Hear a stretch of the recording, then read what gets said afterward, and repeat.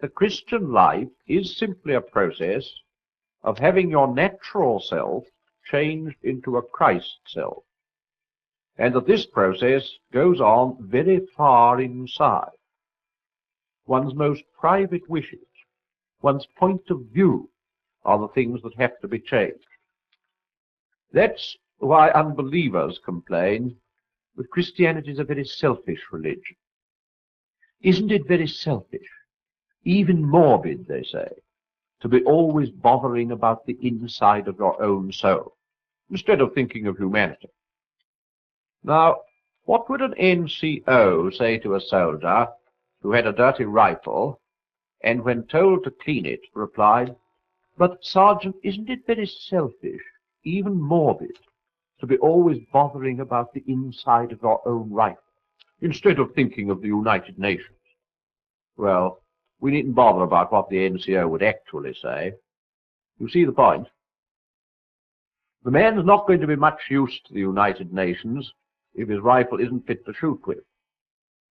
In the same way, people who are still acting from their old natural selves won't do much real permanent good to other people.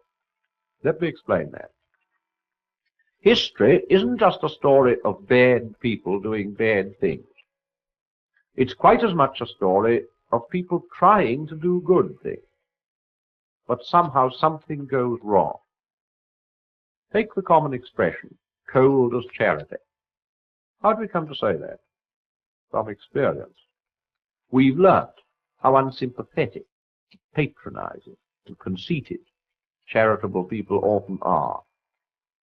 And yet, hundreds and thousands of them started out really anxious to do good, and when they'd done it, somehow it just wasn't as good as it ought to have been. The old story. What you are comes out in what you do. A crabapple tree can't produce eating apples. As long as the old self is there, its taint will be over all we do. We try to be religious and become Pharisees. We try to be kind and become patronizing. Social service ends in red tape and officialdom. Unselfishness becomes a form of showing off.